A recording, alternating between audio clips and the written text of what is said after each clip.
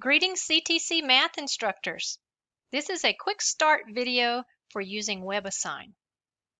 The first thing if you're going to be using WebAssign is to contact the CTC math department and request a WebAssign instructor account, and also request that the master content be copied into a course for you in WebAssign.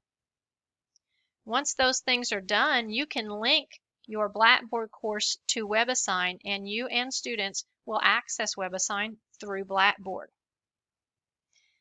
Once all that is set up, you click on WebAssign in Blackboard and you'll come to a page that looks like this. We have some buttons at the top. The most common, if you have more than one class, then you want to use Class View. The gradebook is up here. And Home shows you all of your courses that are in WebAssign. Each course has its menu here where we can look at the roster, some analytics. We can edit the class settings. There's some communication and class schedule that we want to know how those things work. But you're going to have content in the course already. CTC uses master courses to ensure consistency in content and rigor from instructor to instructor and site to site. So that means that you need to know how to change the due dates for those assignments. You need to know how to set passwords for those assignments, grant extensions to students, and award partial credit. So when we click on all assignments, you're going to see the list of all the assignments that are preloaded. So let's first talk about scheduling. So you need to assign due dates to all of these assignments, and it's as easy as clicking on Reschedule Assignments.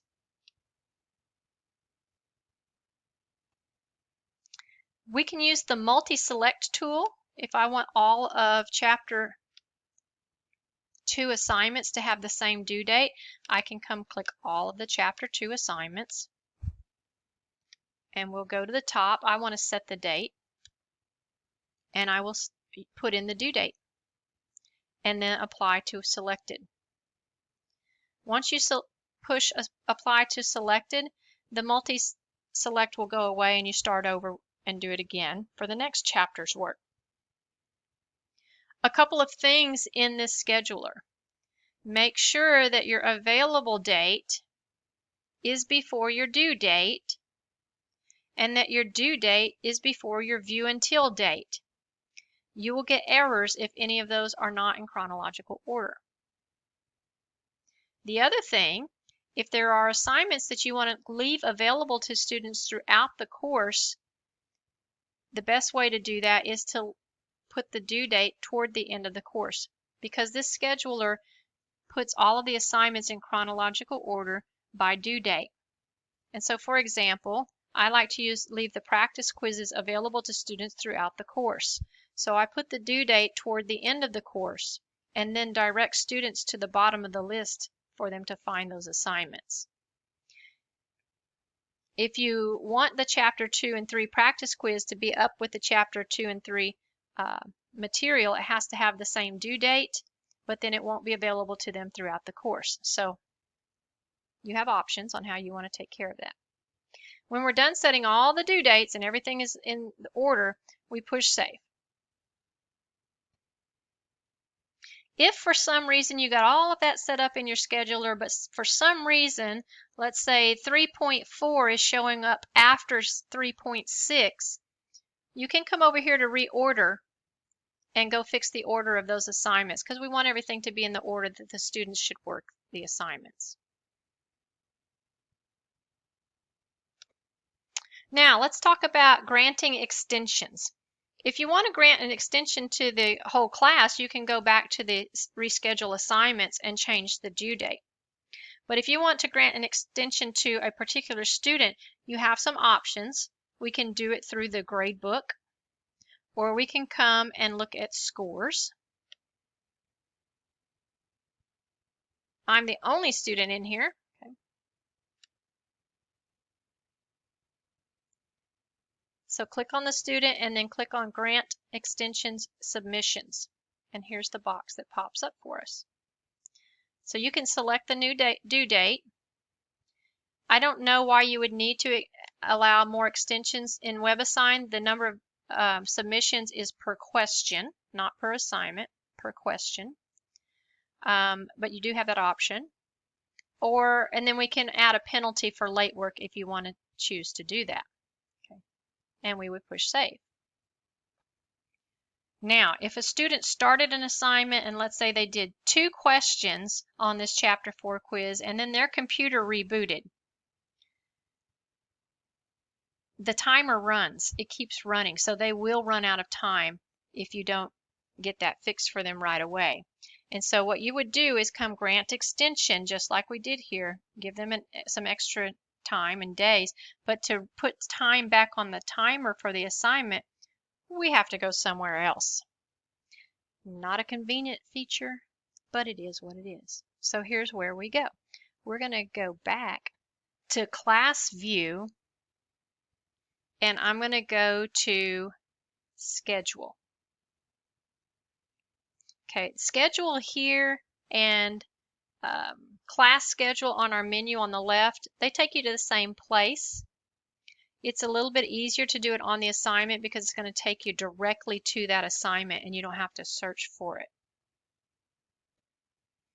So once in the scheduler, here's my Chapter 4 quiz. I use the drop-down menu. We can change the due dates. And what I'm really interested in right now, though, is edit restrictions.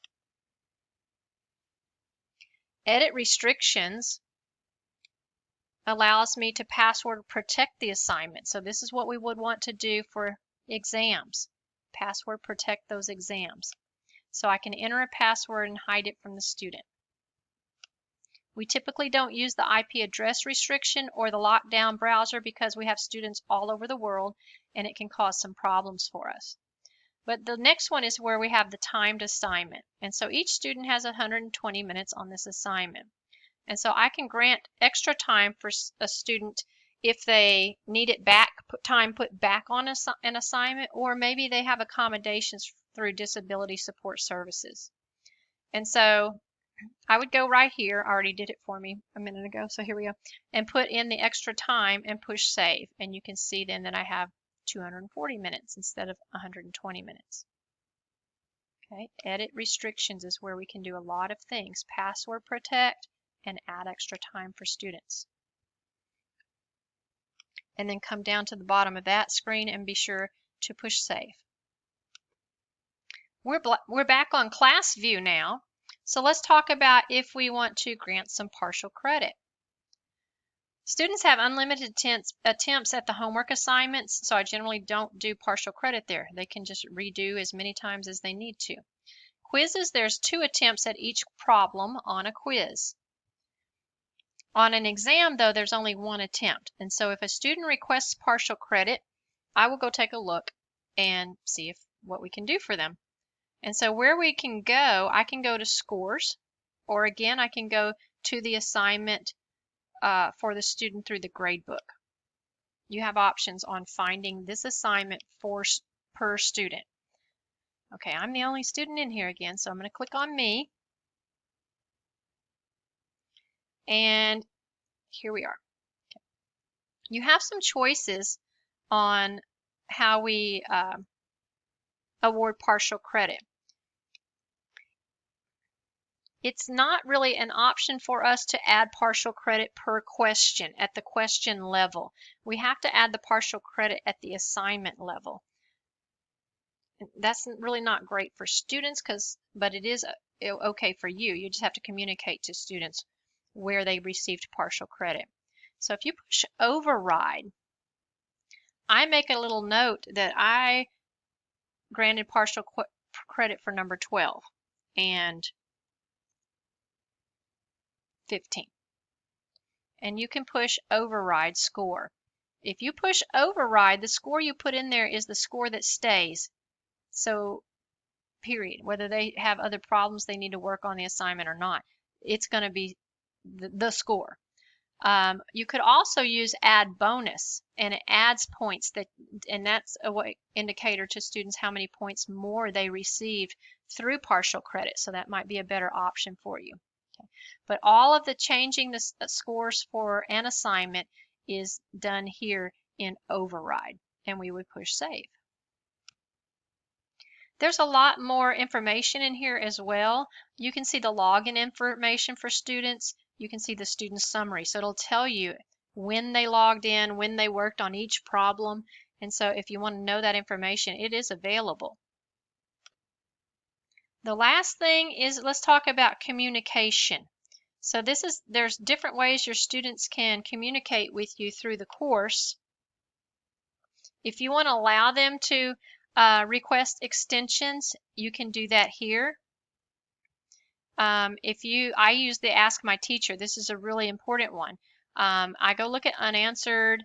I don't have any, but if you want to change the settings for any of these, you do it over here on the settings, and you can enable or disable. Enabling Ask My Teacher, it is an important one. This lets students send you the problem that they have a question on, and you can see exactly what they've entered for their answer. You can see how many times they've worked it and see their previous answers, and you can reply and get them some help all in one place. Announcements, if you want to use announcements in here, you can. I use Blackboard. And then there's private messages, and again, I use Blackboard, so I disable these. But that's up to you. This is all the communication options you have with your students. And now we're back to class view again. So I hope this has been helpful for you to get started using WebAssign. If you have any questions on how to use WebAssign, please contact the department chair at deborah.prescott@ctcd.edu, and we'll be happy to help.